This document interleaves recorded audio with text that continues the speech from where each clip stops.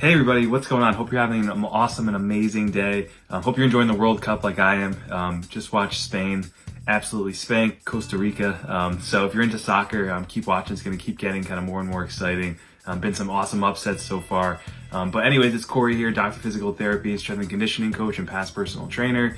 And last week we talked about an awesome topic. We talked about how when a weightlifter develops pain, right, they typically wait a while, then they'll go see their doctor when their pain isn't improving, who prescribes rest and medications. And we talked about kind of why that's a bad thing or why it can be a bad thing and some better things you can do in the meantime, just to kind of help, heal yourself and recover a lot quicker, and just stay proactive instead of just sitting around and doing nothing.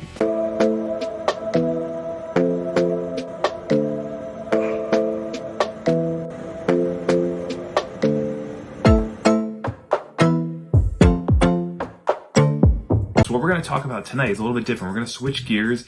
We're going to talk about the three main precursors to developing maximal strength in weightlifters. All right, and definitely stay until the end of the call. Just like last week, we're going to give you a little freebie that has an awesome guide with in-depth information. We have awesome charts packed with videos, and just a lot of detail-packed info to give you guys to help you kind of apply some of these things we're going to talk about tonight. All right, so why are we talking about this? We're talking about this because too many people get scared when rehabbing to load their joints. And when I say load, that's kind of an interchangeable term for weight, right? They're scared to kind of lift a lot of weight, mainly because they've been told by friends, family, maybe even their medical doctor, their primary care, maybe even their physical therapist or chiropractor, like you shouldn't lift weights because you're gonna hurt yourself. And that gets stuck in their head when they're in the gym, or they see other people doing it, they're like, I can't do that, I'm hurt, like it's gonna make me hurt more. When actually a lot of times you need to load your joints. Like you need to build up strength because that's a missing kind of key part of therapy. Sometimes just because you go into these busy clinics and there's just weights that go up to like 5 pounds. And they have these little resistance bands that don't kind of give you enough tension, right, to be able to grow and actually form big muscle and form good strength. So that's so important. You need to build up that strength. And usually, guys, based on the research, they recommend you lifting about 70 to 75% of your 1 rep max, okay, of 8 to 12 repetitions. That is considered hypertrophy, okay, or muscle growth phase. All right, that's number one of kind of why. And then too many people are confused when it comes to how to really progress, but they don't know where to start with strengthening. They're like, should I start, say I have a shoulder patient who has a lot of shoulder pain. Like, what do I do? Like, should I lift like 1 or 2 pound dumbbells? Should I lift a water bottle, like laying on my side, doing side lying external rotation? Should I use a band and just do that famous exercise where people go in and out with the band like this? I do that and that hurts. They're like, maybe I shouldn't be doing that. And a lot of times because they're not doing it properly, or maybe they're using too much resistance, right? Sometimes they got to scale back. Sometimes they're not using enough too. So it all depends. Like there's so many different little factors that go into play, but you have to know where to start and you have to know how to progress. And we're going to talk about how to progress because it's one of the 3 main things, one of the 3 actual precursors to developing maximal strength. And it's number 3, which we'll dive into kind of last in a second here or so. But that is so important, right? So again, just to recap, we're talking about it because people are scared to load their joints when they're rehabbing and they're confused when it comes to how to progress. And that's why we're going to cover these 2 in more detail kind of coming up here. All right, so how do we kind of address those 2 things of kind of loading our joints and not being confused and knowing like where to go from point A to point B and kind of bridge that gap between the 2, right? So the 3 precursors to developing maximal strength in all weightlifters are mobility, number 1, number 2 is technique, and then number 3 is periodization. Number 3 is going to be a little longer, a little more complex to talk about, but we're going to start with number 1 again, mobility. So 2 things with mobility, right? Number 1 is you need full joint range of motion. That means if it's your shoulder, you need to be able to move in all 6 motions, right? Of flexion, right? Extension, reaching behind your body. You need to be able to do abduction out to the side, adduction, returning the arm closer to the body, You need to be able to do horizontal adduction, horizontal abduction. You got to do all 6 of those things with full joint range of motion. Because if you have full joint range of motion, that means that you're going to be able to fully lengthen the muscle and fully shorten the muscle, which you need to be able to do to develop strength. Right? Mobility is the number 1 precursor to developing good strength, and it never gets addressed because it's boring to do and people just don't want to spend the time or they don't know what to do. Right? Those are the 2 big reasons. Number 2, after you have good joint range of motions, you have to have good flexibility. So think about all the muscles around the shoulder joint. If we're using the shoulder as an example, you have to have good pec flexibility, good lat flexibility, good delt flexibility, right? And a lot of people don't. A lot of those muscles are tight because they sit on a computer, they're texting all day, they're driving, they're just in those kind of dominant forward positions. And then they get really tight and they tend to get really weak when they're really tight. So we have to improve our flexibility of those muscles. So we have to do some dynamic stretches, like holding for 3 to 5 seconds, because your neuromuscular system responds really well to those types of things, right? And we have to actually shorten the muscles after we get good mobility. That's how you strengthen them, right? Strengthening muscles is the opposite of stretching them. When you stretch a muscle, you take the origin further away from the insertion, right? So think about the pecs, right? We have the origin here in the middle of the chest, the insertion here on the kind of end of the arm here, right? So these are the 2 points, here and here. Point A, point B, we'll say, right? So in order to actually strengthen it, think about a fly. We're bringing the insertion closer to the origin.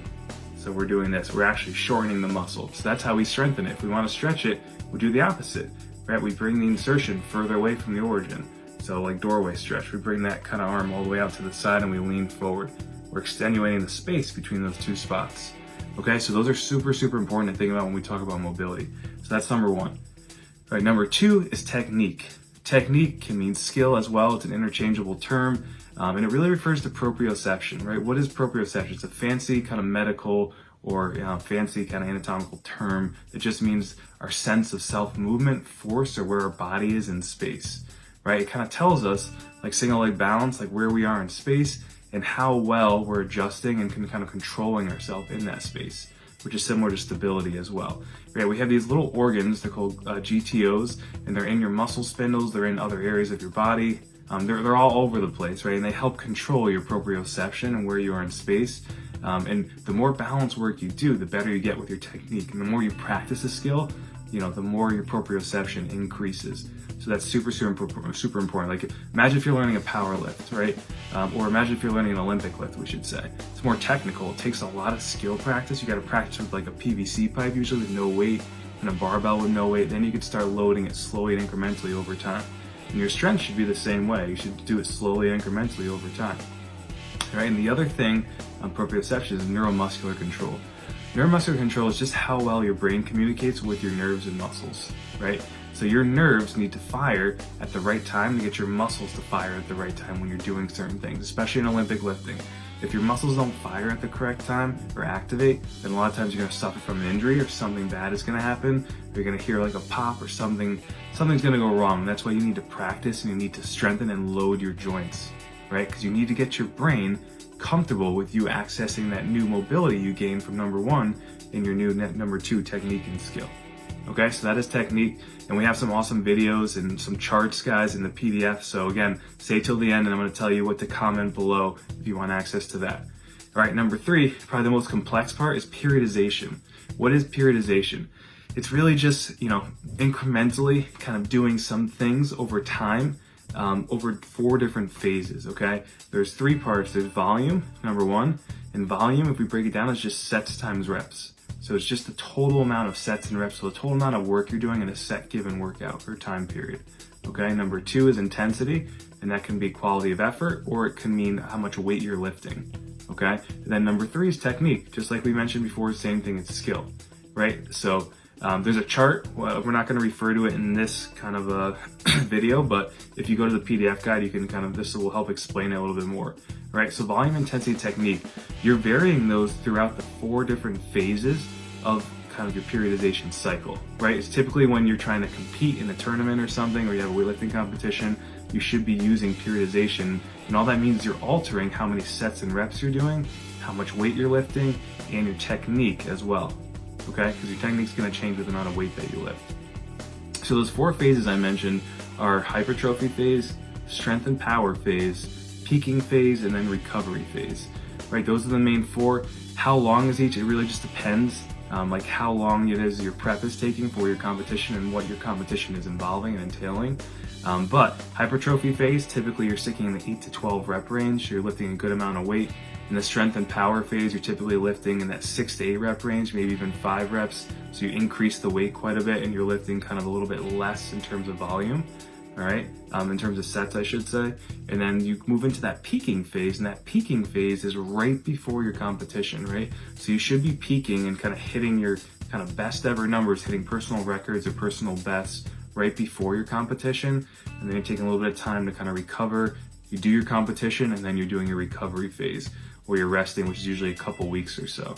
Okay, so that is the main thing of periodization, right? It's really just a cycle of us changing up our sets, our reps, and our load incrementally over time, and then focusing on technique a little more heavily towards our competition.